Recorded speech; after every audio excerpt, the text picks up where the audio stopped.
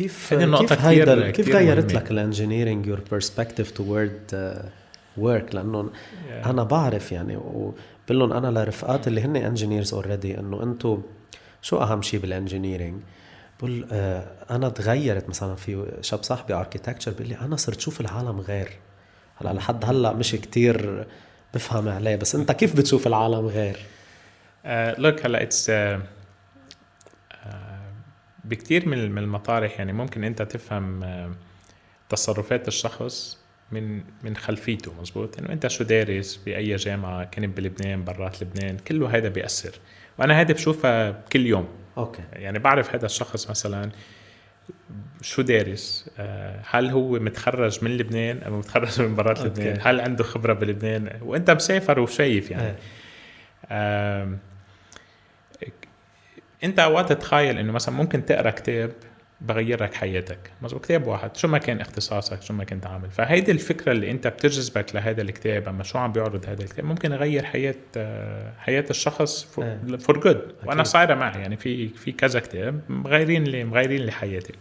طب كيف اذا انت عم تدرس اما عم تتعمق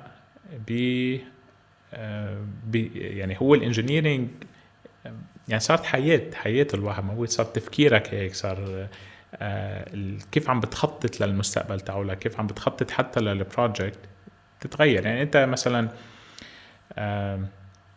اذا عندك بروجكت هلا اخذت، انا كمان هيك بتعامل مع تلاميذي يعني، بس كون موجود بالصف. انا كتير اوقات طريقة التعليم عندي بحب انه فوت على الصف وكون انا بوثق بالتلاميذ. يعني كتير بحب هيك انه انا فايت على الصف وانا بوثق فيكم كلكم. هلا يعني مثلا هلا انت اذا حدا لنقول اجى قال لي انه والله يا دكتور تاخرت لانه عندي ما بعرف شو، بحب يعني مثل بجبر حالي انه اوثق بالتلميذ بكذا مجال. لا حديت ما اعرف انه لا ما لازم اوثق بهذا هو بيخسر الساعه. فانا عشان بس فوت على الصف انا دائما بقول لهم للتلاميذ انه نحن رح نشتغل سوا، نحن رح نتعلم سوا، نحن كذا كذا، لانه it's always about a team. you know. وبس ابعث لهم ايميلات وكل هيدي الاحاديث. ليش؟ لانه بحب التلميذ يكون بمحل هو سيف. اوكي. فبعود التلميذ على هيدا النمط من شو هي انجينيرينج. يعني بعطيك مثل انه ممكن هيدي كل سيمستر بكل صف عندي بختبر فيهم تلاميذ، بعطيهم كويز اول ويك اما الثاني ويك من السيمستر، بعطيهم كويز بقول له مثلا بكون سائل سؤال وحاطط تحت بوكس، قصدا مش انه ورقه فاضيه، حاطط له بوكس بقول له in the space below، بالمساحه الموجوده تحت جاوب على هذا السؤال.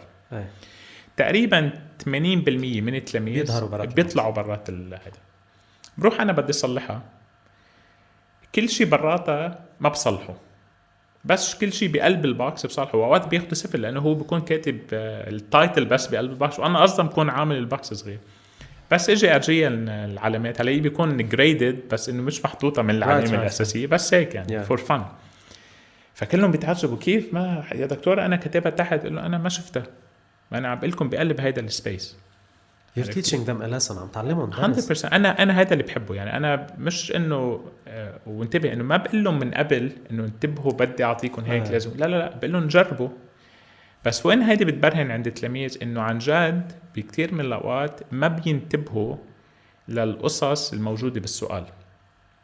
طيب إذا أنت إنجينير شو ما كنت عم بتعمر، بس بمرحلة من المطارح أنت كإنجينير ممكن اللي عم تعمله، الديزاين اللي عم تعمله يأثر على hundreds and thousands and millions of people. مزبوط.